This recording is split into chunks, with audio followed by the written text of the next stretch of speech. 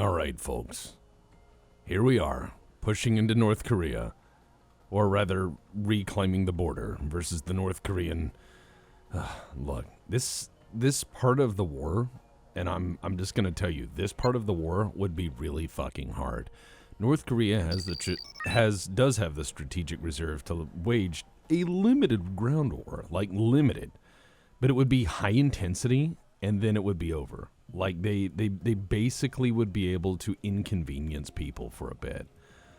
God, I'm looking at this, and I know they have the advantage in basically everything. So, here's what I'm going to do. I'm going to get some F4 Phantoms, and I'm going to take this fob, and I'm going to put this in the corner.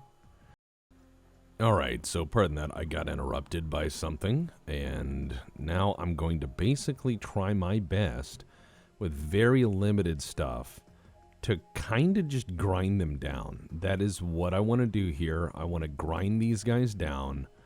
I want to make this war fighting very inconvenient for them, and I'm going to do that vis-a-vis really dickish helicopters. So I'm going to go over there and kick them in the face with fancy helicopters. And when they try to retaliate, I am going to respond. And the way I'm going to respond is with F4 Phantoms. I'm hoping to bait them into using as much of their valuable resources as possible, as many of their elite troops as possible, all the stuff they can't really get back easily, because they are an embattled nation with no friends. So what you have to do, what you basically have to do is, where's my command guy? There. So yeah, what you basically have to do is realize that they have built up the stockpiles to fight a very nasty, very short war. It's going to be a blitzkrieg. They're going to have a bunch of infiltrators in the south. They're going to attack through all these things. They're going to wait for a moment of chaos, and then they're just going to go absolutely ham. It's going to be crazy, and that's what they're hoping for. It's going to be a very brief battle. They have to act decisively. They have a very limited window in which to do anything meaningful, and that's not to say that they're like massively incapable or incompetent. It's just that as soon as a carrier strike force shows up, you are going to die. It's the end of the road for you. It's when the carrier strike group shows up and realizes you have started a war against America by striking an American barracks or what have you. You're going to have the mother of all punitive expeditions show up and just beat you to death. And so the only way for North Korea to actually accomplish anything is to hold the land very quickly, including civilian centers, and lock it down and basically say, if you come in here, I will blow this shit up, and make it to where we would have to dislodge them street by street. So they have built a war to accomplish this as quick as possible. And so you have all this shit ready to basically do a Battle of the Bulge. If you've seen the movie, you have the gist. If you've studied the conflict, you know where I'm going. It's one of those things of, it's a last-ditch attack, it's got one move, and it's called all or nothing. They don't have the capability. See, here come their fancy helicopters. No, you don't. Sky is ours. F4 Phantoms, yeah. Alright, he's going to hit some of my ground guys, but my F4 Phantoms are having good effect, and my other helicopters are getting involved. Yeah.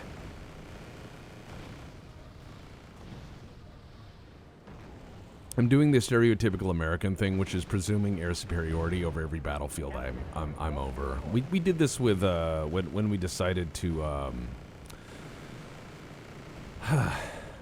sadly, when we decided to get rid of our reasonable ground defense projects. I know the Duster was not that great. I know the Sergeant York had its problems and all that, but like the Russians developed the Shilka, and it's pretty effective.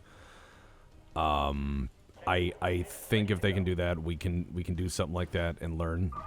Oh shit! He just hit my command unit with one big hit. So that was awesome for him. Total defeat for me, which sucks.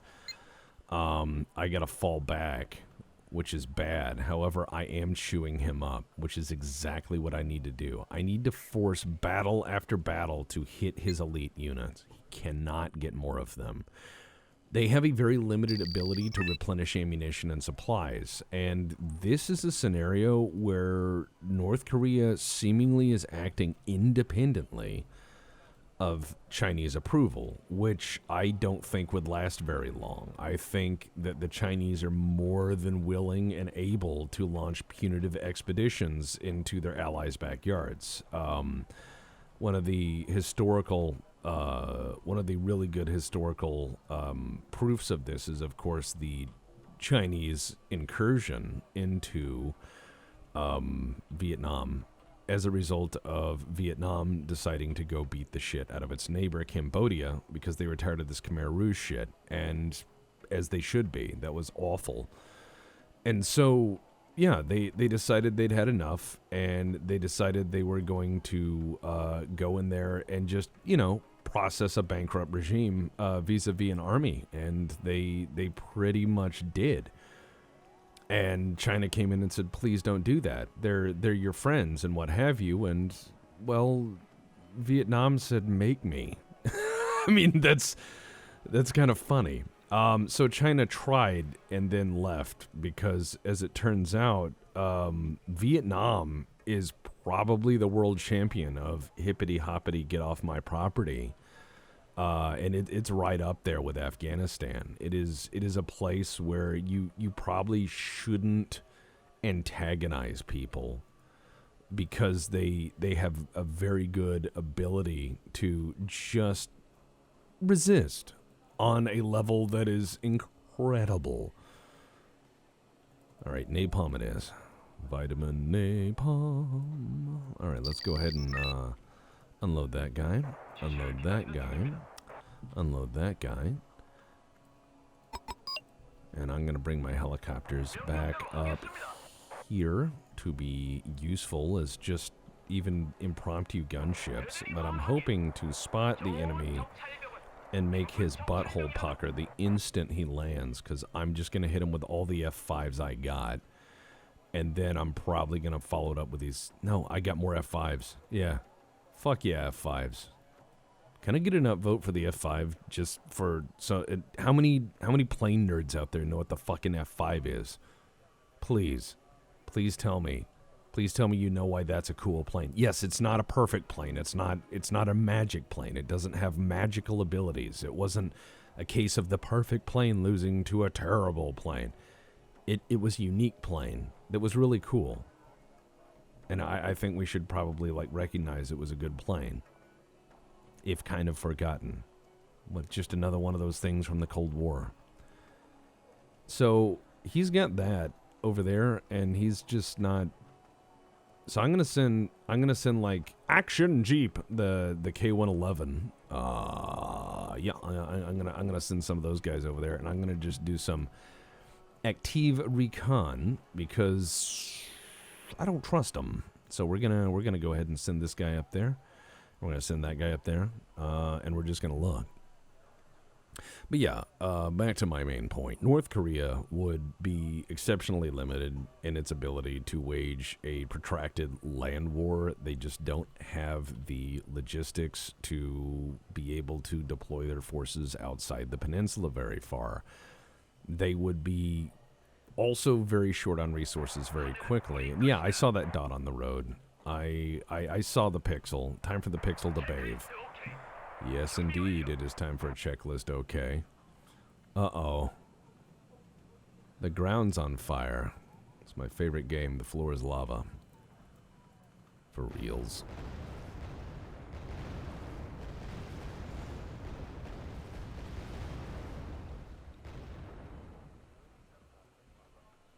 Anyone else? No? All right, so, yeah, they would have a very limited window in which to make war. And they have a lot of equipment they've built more or less to... They've built and operated a military on the principle of being able to infiltrate, sabotage, and subvert and overthrow the South, which isn't going to happen I mean, even if you're like a disaffected member of the population, I doubt you're going to go North Korea's the good guys. I don't think that's a good sell. I don't think a lot of people are going to back that. Just personally speaking, I don't believe it. And they've spent a lot of time on shit like that, but I think it's playing war. It's a very fragile, tiny economy run by crazy people and sustained by crazy people. I mean, I hate to agree with the Reddit crowd or whatever. I'm not very political, as many of you know. I hate to agree again with the Reddit crowd once in my life, and that it isn't even true communism. This is probably the one time that's true or ever been said, because it's that Juche ideology where there's no real like struggle of the classes. It's just like self-reliance, the outside bad, leader good. And I'm like, that doesn't sound like in anything from Marx I'm familiar with, or Engels or what have you. That in fact sounds like made up crap. That sounds like a cult. Like when someone says I'm the leader and no one else is, and then like I'm a deity and have supernatural abilities, and that like only I can do the perfect things that no one else has ever done, but no one's ever seen it but me, and you should trust me on this, but if you don't, I'll kill you with an anti-aircraft gun. Stuff like that is kind of culty, kind of crazy talk. So I honestly do agree when people say, oh, it's not real communism. I'm not defending communism when I say that. Not a fan of that either. Not really.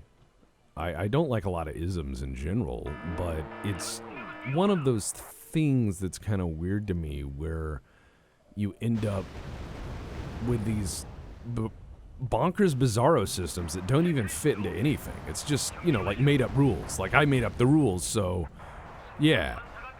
And that's just, dictatorships. Like Idi Amin, coming out and saying crazy shit. It's, yeah, he does that. Dictatorships do that. Mugabe, people do that shit. The uns, the ills of the world do that shit. It's all about dictatorships and control. So you end up with these really wacky ideologies and beliefs that are completely incompatible with stuff like facts and science. I mean, another great example of that is like, look at Stalinism. Look at where you have starvation out of just kind of incompetence, bureaucratic incompetence, but also just poor decision making because of belief rather than qualification. Which of course were later corrected. They later had a very productive agrarian system, but they basically had to go and learn from the West on how to do it. It's one of those things that people kind of overlook.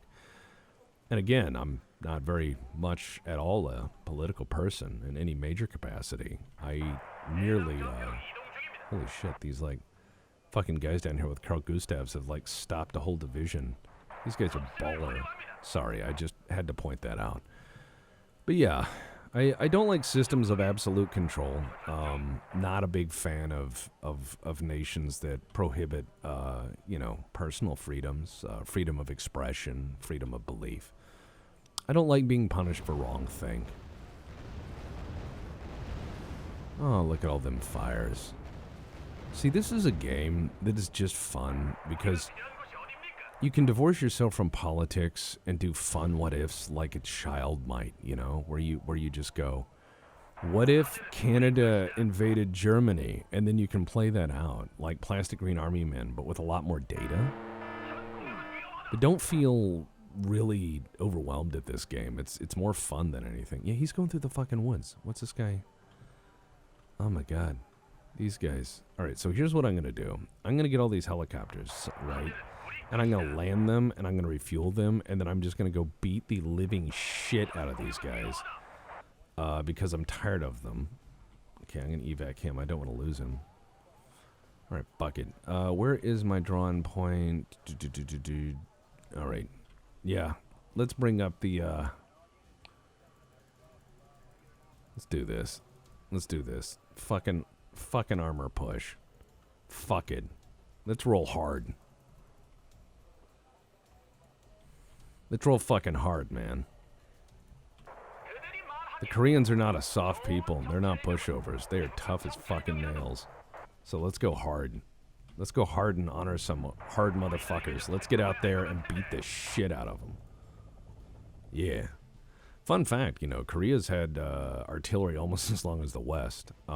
They were early adopters of artillery and the practices of building better and better artillery. They were huge innovators in artillery. They love, like, if you want to go see it, Korean artillery from like the 15th, 16th centuries, you'll find so many amazing inventive things that pretty much Games Workshop ripped off. Lots of fun stuff that is pretty much Warhammer Fantasy. It's great. All right, so the enemy is pushing. They wiped out one of my dudes. I'm gonna need to push forward and beat the shit out of these guys because I'm tired. No, come here, MD 500. It's time to have a helicopter fight. Yeah, we're gonna have a Hollywood helicopter throwdown. That's what it's called. All right, so we're going to just move tanks in there and kill them all with those. Okay, here comes his APCs. I need to bathe the road in fire. He's going to wipe my dudes out. They're out of anti-tank weapons, so this sucks. I'd rather not concede the sector. What do I got for logistics? All right. Yeah, I'm going to bathe the road in flame. There we go. Get fucked. Capital F. There you go.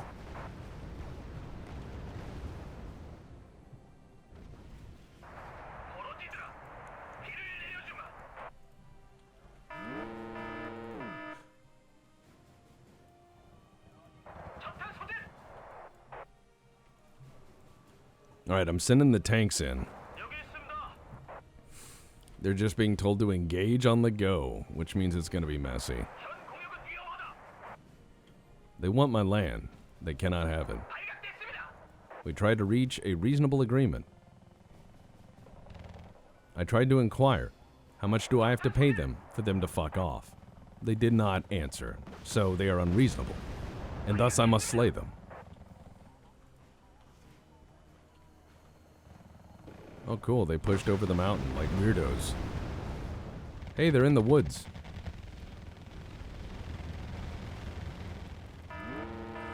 Be a shame if I brought up some anti-tank weapons. Alright, so he is going to... yeah, alright, so...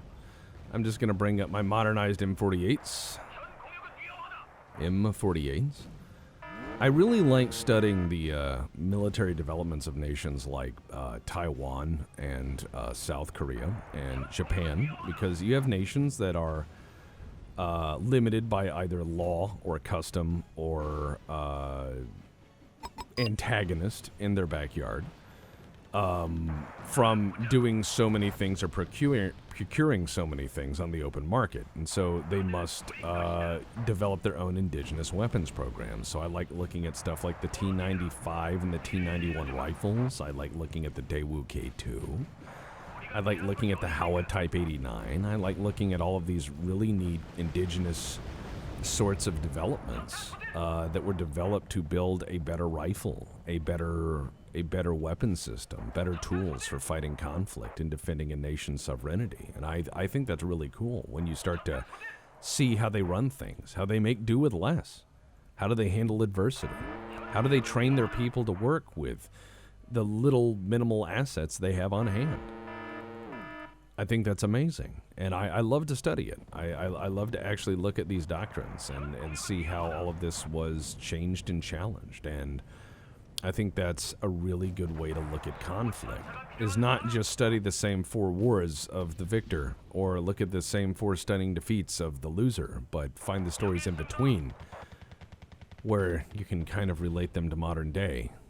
The theme of making do or good enough being more or less, I would say, my entire approach to life these days. Oh, did I fuck him up? Yes, I did. Good enough is perfect, ladies and gentlemen.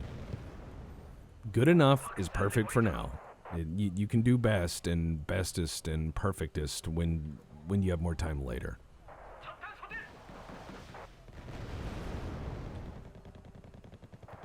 Okay, what's this guy doing? This guy wants some 90 mil? Yeah, he does. Get fucked. I am going to kill you on the plains with my tanks. As George S. Patton intended. And Zukov proved can be done.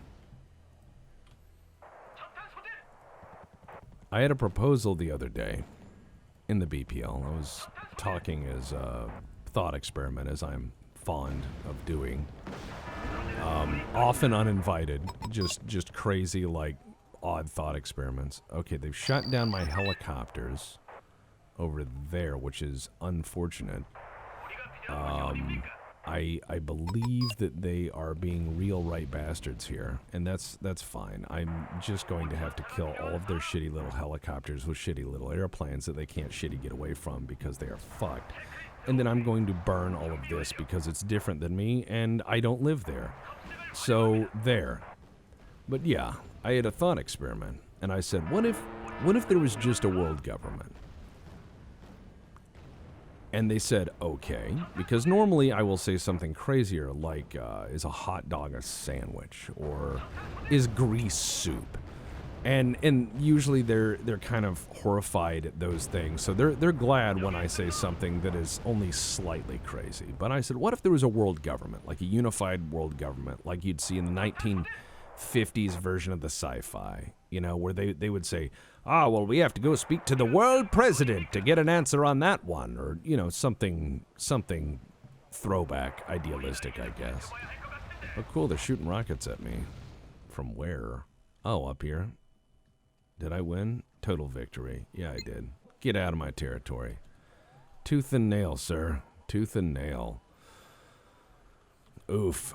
Yeah, this is just a back and forth. They are not giving up, and I'm not giving ground. So this is going to be nasty. And since it's kind of contentious, I can't really bring much in other than more artillery reserve, which I will. What have I got from the Nimitz Air Group? Oh, cool. Hornets. Yeah. I want those here. I want F-18 Hornets. I want them very, very much. And, yes, I would like some 203mm artillery. And, yeah, people are going to say, Tex, are you okay? Do you feel well? Because you only have some artillery, not all the artillery. And I'm going to tell you, yeah, I'm kind of dumb sometimes. Don't worry about it. So I need to reinforce my take on Seoul before I push forward anymore, obviously. I got humbled there and pushed out of the territory. I was a bit light, and I didn't give the Marines a chance to actually perform their actual jobs. So that was shame on me, not shame on the Marines. I know some people are going to try to say shame on me or shame on the Marines, but please blame me. I need to beat them out of Busan. I need to kill these army groups dead. And as you can see, they have lost a lot. I need to make sure their heavy artillery doesn't make it back. I need to kill as much of their advanced shit, which they're holding up there at Yongdok. And I need to make sure that this second wave up here is destroyed by the Americans. So right now we are at the big contention point in the conflict. And I believe in the Clausewitz sense. I have identified the Schwerpunkt.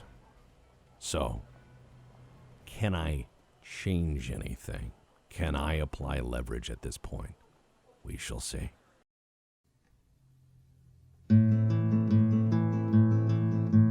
Расцветали яблони и груши, поплели туманы над рекой. Выходила на берег Катюша, на высокий берег, на крутой. Выходила на берег Катюша, на высокий берег, на крутой. Выходила, песню заводила, про степного сисогорла, про того, которого любила, про того, чьи письма берегла, про того, которого любила, про того, чьи письма берегла. Ой, ты песня, песенка девичья, ты летия, грязным солнцем след, и бойцу на дальнем пограничье от Катюши передай привет. И бойцу на дальнем пограничье от Катюши передай привет. Пустым вспомнить девушку простую, пусть услышит, как она поет. Пусть он землю бережет родную, а любовь Катюша сбережет. Пусть он землю сбережет родную, а любовь Катюша сбережет. Расцветали яблони и груши, поплыли туманы над рекой. Выходила на берег Катюша, на высокий берег на крутой. Выходила на берег Катюша, на высокий берег на крутой.